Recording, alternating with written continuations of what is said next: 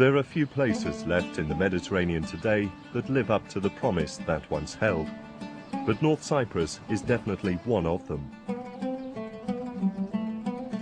There are vast tracts of unspoilt landscape to enjoy, dramatic mountains, and miles of undeveloped beaches. The atmosphere is relaxed, the people friendly, and making time to enjoy good food and the company of others is still considered important. Add to this a fascinating history and culture and heritage sites of world importance, and North Cyprus makes for a truly magical destination.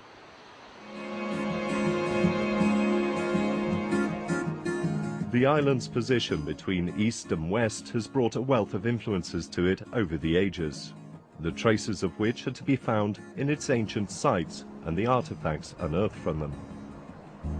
Salamis, reputedly founded in the 12th century BC, is the most important ancient city in Cyprus.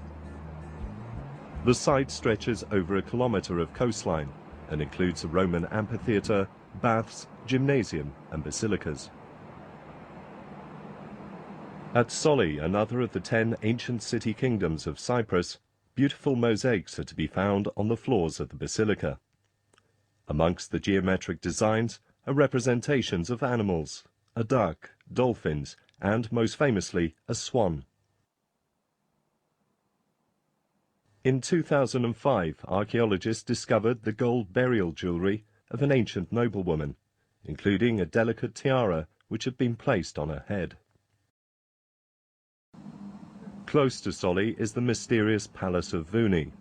Built high on a hill overlooking the sea, with views across the Bay of Morphu, it is one of the most tranquil and atmospheric places on the island.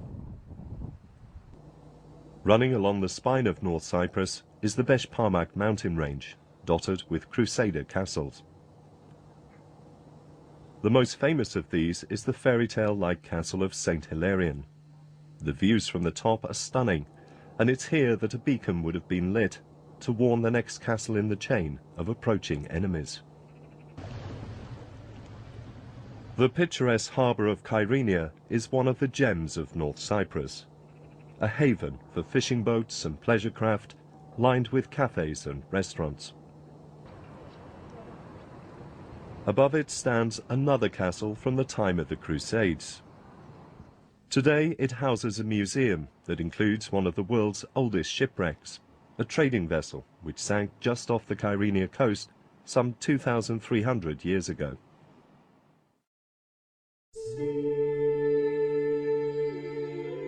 In the Middle Ages, ruled by the French Lusinian dynasty, Cyprus enjoyed a period of unprecedented wealth. Gothic cathedrals mimicking those of France were built in Nicosia and Famagusta to coronate the kings of Cyprus and Jerusalem.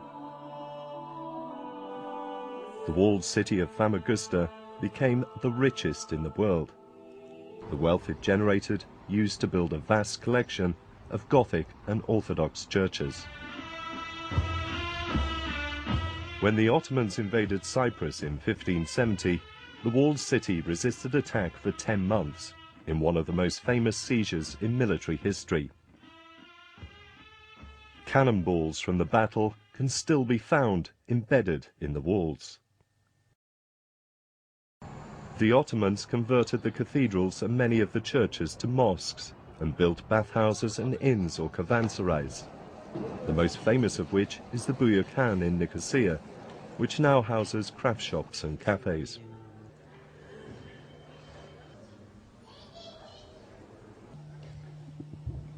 Christianity was brought early to Cyprus by the apostles Paul and Barnabas. The Ottomans brought Islam with them, but also a spirit of religious tolerance. Some churches retain their Orthodox icons, and masses are still practiced.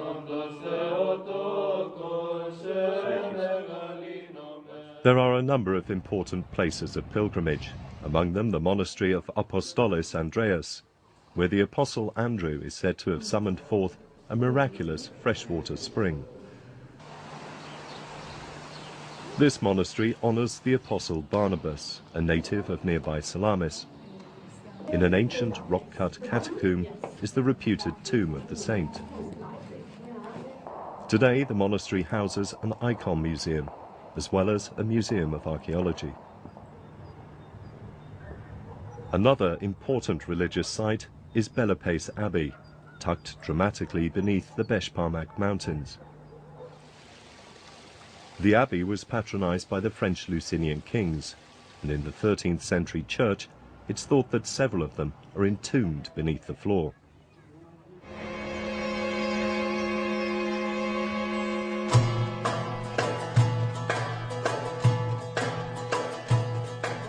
A journey into North Cyprus's countryside reveals a way of life that has changed little in centuries.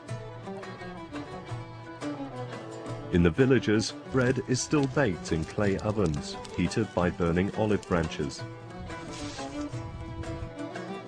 In the west of the island, citrus groves stretch for mile after mile.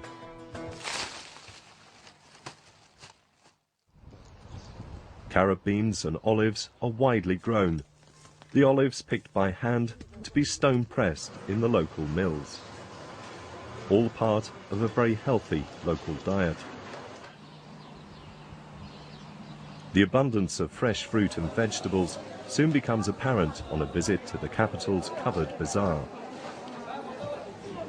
Here you'll also find local cheeses and sausages and a vast array of olives.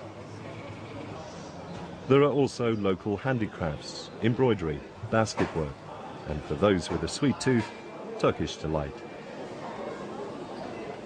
But alongside this traditional way of life is a much more modern country, with plenty of opportunities for shopping and a wide variety of restaurants and bars to choose from.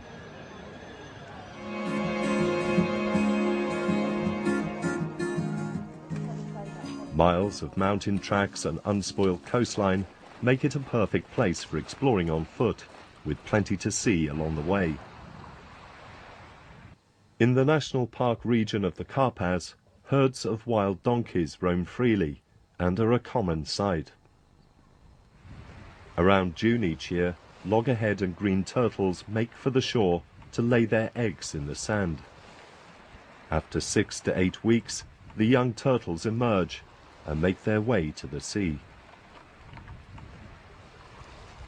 As well as being home to birds of prey, including the red-footed falcon and Benelli's eagle, Cyprus is on 3 major migration bridges, and reservoirs and wetlands attract numerous species, including flamingos.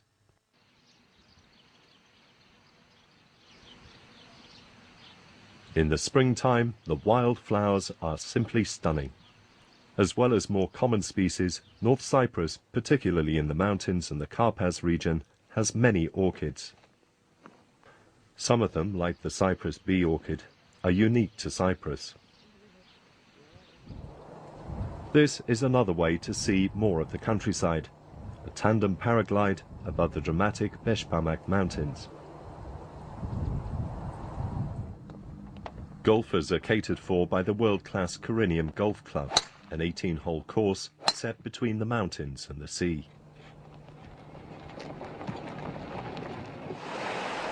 There are plenty of opportunities for water sports, and the crystal-clear waters make it ideal for diving, with visibility often over 30 meters and one of the longest diving seasons in the Mediterranean.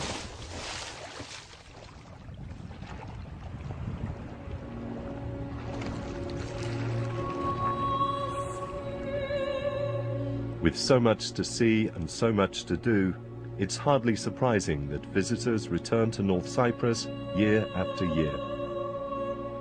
With its history, nature, people and landscape, a visit to North Cyprus makes for a truly memorable experience.